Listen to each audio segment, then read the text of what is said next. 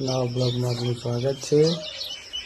આજના સવારના 7 વાગ્યાથી બ્લોગ સ્ટાર્ટ કર્યો છે। તો આ બાજુ અમારા વાઈફ છોણ ભરી રહ્યા છે। જોઈ લો, છોણ ભરવાની શુભ શરૂઆત થઈ ગઈ છે।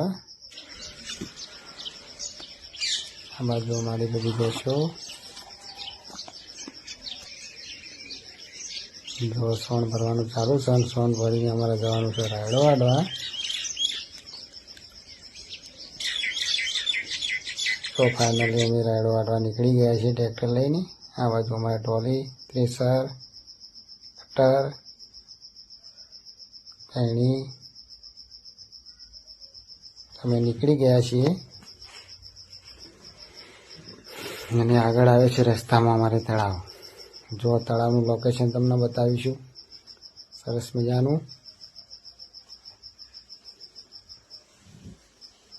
તો ફાઇનલી જો આ છે તળાવ ગામનું, સામે છે દરગાહ, આ બાજુ પાણીનું ટોકું। આ અમારા ગામનું મોટું તળાવ જો આખું ભરેલું છે।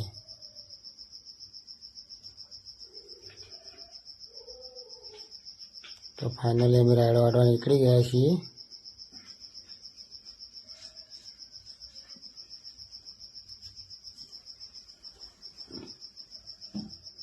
જોઈ લો, આ બાજુ છે દરગાહ। જો આ બાજુ રાયડાના દૂર ઉપર પુત્રો રમી રહ્યા છે। આ બાજુ કબૂતર ચરી રહ્યા છે।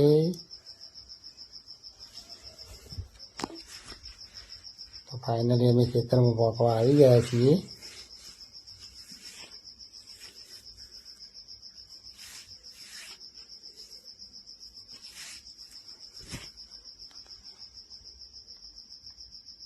તો ફાઇનલી અમે જુઓ ખેતરમાં પહોંચી ગયા છીએ। અહીં ટ્રેક્ટર ઊભું કરીને અમે રાયડો વાઢવા જઈએ છીએ। જોઈ લો, તમને રાયડો બતાવીશું। આ છે અમારો રાયડો, કાલનો વાઢેલો। આજે થોડો બાકી છે વાઢવાનો છે અને બીજા ખેતરમાં જવાનું છે। જોઈ લો, આ વાઢેલો કાલનો રાયડો છે અને પાછળ મજૂર આવે છે 6-7 જણ। આ બધું કાલનું ઓલરેડી મજૂર પણ આવી ગયા છે ને રાયડો વાઢવાનું ચાલુ કરી છે। તો આ બાજુ રાયડો વાઢવાનું ચાલુ જ છે। તો 7 જણા વાઢી છે।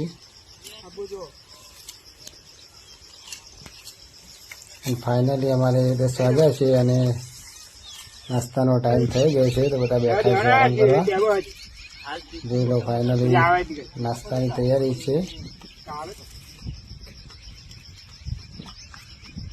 નાસ્તો પણ આવી ગયો છે, ચા બિસ્કીટ, અન્નજી। આ બાજુ અમારા સંજયભાઈ, અઠાભાઈ, કેશભાઈ જો ચા પી રહ્યા છીએ। અમારા કોના બુવાજી તો ચાની લહેરથી મારી રહ્યા છીએ।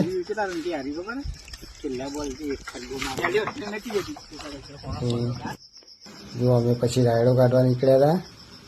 ફાઇનલી રાયડો કાઢવાનું ચાલુ છે। જોઈ લો, રાયડો કાઢીને મારે બાજરી પહેરવા જવાનું છે। આ બાજુ રાયડો કાઢવાનું ચાલુ છે, હવે બાજરી પહેરવા જવાનું છે। એટલે બાજરી પહેરવા નીકળી ગયા છે અને બાજરી પહેરીને આવી ગયા છે સધી પાર્લર ખટાસણા અમારા પ્રવીણભાઈનું। જોઈ લો, એ પણ સધી પાર્લર તમને બતાવીશું। આ છે અમારું સધી પાર્લર, જોઈ લો પ્રવીણભાઈનું। અને 5 વાગી ગયા છે, અમે ભરાવા નીકળ્યા છીએ દૂધ ડેરીમાં। 5 વાગી ગયા છે, દૂધ ભરાવા નીકળી ગયા છીએ। દૂધ ભરાઈને અમે નીકળ્યા છીએ અમારા શૈલેષભાઈના ગલ્લે, એ પણ તમને બતાવીશું।